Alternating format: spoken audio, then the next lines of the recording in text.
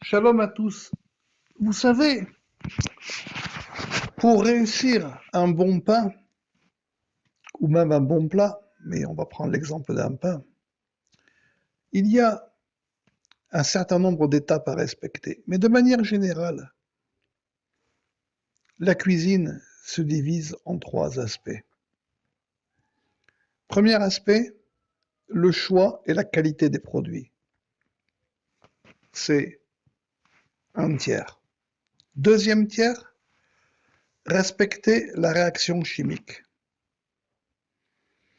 Si vous avez les produits qui conviennent et que vous respectez tout le processus de la réaction chimique de la cuisine, alors il y a un troisième aspect, le dernier tiers, c'est le tour de main. Mais imaginons que vous ne soyez pas doué manuellement, vous n'ayez pas ce tour de main,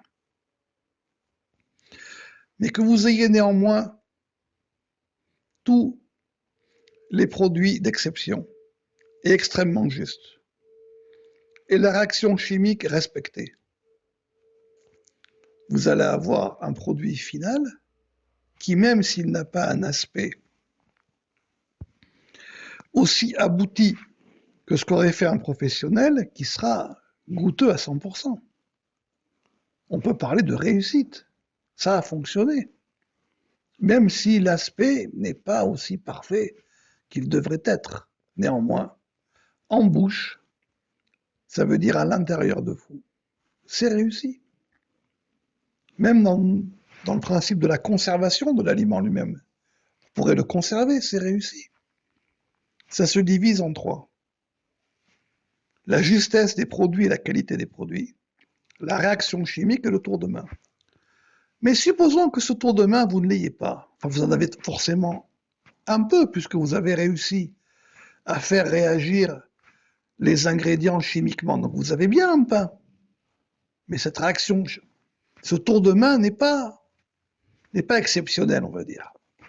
Néanmoins, vous en avez bien un. Vous avez bien réussi à produire quelque chose qui a réussi. Et le fait que vous ayez produit quelque chose qui a réussi, qui est vraiment goûteux, ça va vous motiver un peu pour réussir un peu mieux le tour de main. Ce tour de main, vous le ferez de mieux en mieux. Il est possible que vous n'aurez jamais un tour de main égal à un professionnel. C'est possible. Le professionnel, c'est son métier et il ne fait que ça toute la journée. Vous, c'est une fois de temps en temps. Néanmoins, vous avez un produit réussi et qui, au niveau gustatif, au niveau nutritif, n'a rien à envier à un produit d'un professionnel. Votre produit est au même niveau. C'est juste que, d'un point de vue aspect, c'est pas encore ça. Et bien évidemment, si on travaille un peu mieux l'aspect, il se peut aussi que le produit s'améliore aussi un peu au niveau du goût. Les deux peuvent très légèrement influer.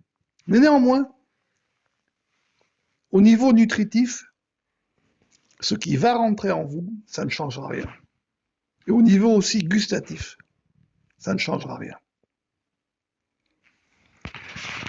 Vous allez me dire, c'est très intéressant, mais je ne suis pas là pour entendre un cours de cuisine, comment réussir son pain. En fait, dans la Torah et dans la corde d'argent, c'est la même chose. Premier aspect, c'est que la corde d'argent vient et elle choisit ses éléments de manière juste pour faire son pain. Elle dit ça oui, ça non. Ça c'est essentiel, ça ne l'est pas. Ça fonctionne vraiment, ça pour cette recette-là, pour ce pain-là, on n'en a pas besoin. Et elle puise de manière extrêmement précise les éléments qu'elle a besoin. Deuxième aspect, la réaction chimique. Ces éléments, elle les fait réagir en elle et à travers elle et avec ce qui l'entoure, exactement comme un pain. Vous avez la température ambiante des produits liée à la chaleur, à l'humidité. Donc, dans la corde d'argent, c'est la même chose. Vous avez ce qui vous entoure. Une méditation, une kavana n'est pas détachée du monde qui vous entoure. Il faut la faire avec ce qui nous entoure, l'homme et le monde.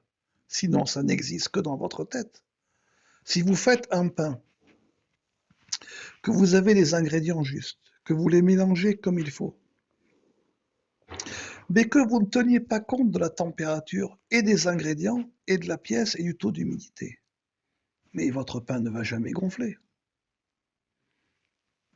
Jamais. Vous pouvez le mettre dans le four, vous aurez une crêpe. Vous aurez quelque chose d'immangeable. Parce que vous n'avez pas tenu compte des éléments extérieurs et de leur rapport à l'intériorité du pain. Et après, en fonction de votre température, le pain, il va avoir une pousse. Il y a quelque chose qui va gonfler, il va falloir limiter cette pousse pour qu'elle puisse continuer à pousser dans le four. Sinon, dans le four, ça ne gonflera pas. Ça aura déjà épuisé sa force. Tout ceci fait partie de la réaction chimique.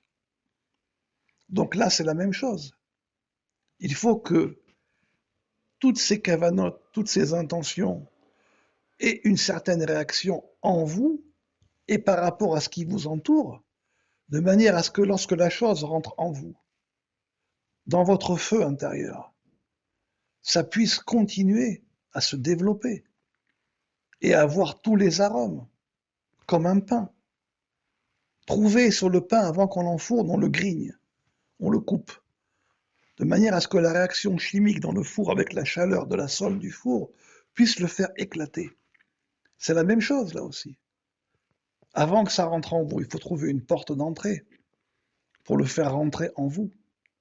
Et après, avec cette réaction, ça va sortir. Mais pour que ça sorte, il faut aussi qu'il y ait un taux d'humidité dans le four. Donc ça va dépendre aussi de l'eau et de l'air, et de la sole, de la terre. Tous les éléments sont là. C'est la même chose. Dernier aspect, et pas des moindres, la réaction chimique. Pardon, le tour de main. C'est quoi le tour de main? Eh bien, c'est la vie. C'est notre vie. C'est votre vie. Vous qui écoutez le cours, mais c'est aussi la mienne. Je m'inclus 100% à l'intérieur. Je suis tout sauf un moralisateur. Parce que ces intentions, ces réflexions, ces méditations, ces kavanotes, ces yichoudim, ces tnuot, ces mouvements, on le fait aussi avec le tour de main qui est notre vie. Or, le tour de main, notre vie, on peut la réussir ou ne pas la réussir. Mais néanmoins, c'est comme le pain. Notre vie, elle est là. Elle est là. Elle est réelle. Donc, une partie, on l'a mise en pratique. Et il se peut que comme le pain, vous l'avez fait, vous avez réussi la réaction chimique, il est extrêmement goûteux, extrêmement nutritif, mais d'un point de vue aspect, c'est pas ça. Il y a deux manières de faire. En tout cas, il y a deux possibilités. Soit la personne dit, bon, l'aspect, c'est pas ça. Soit elle dit quand même, c'est dommage. Un truc si bon, qui m'a nourri, qui m'a apporté tant de force, tant de vitamines, tant d'énergie. Et il est vraiment pas beau, c'est vraiment dommage, je vais l'arranger un peu. Donc en général, c'est ce qui se passe. Lorsque la corde d'argent se réveille en vous, elle amène une telle énergie que vous dites, quand même ma vie, c'est pas ça. Je vais l'arranger un peu.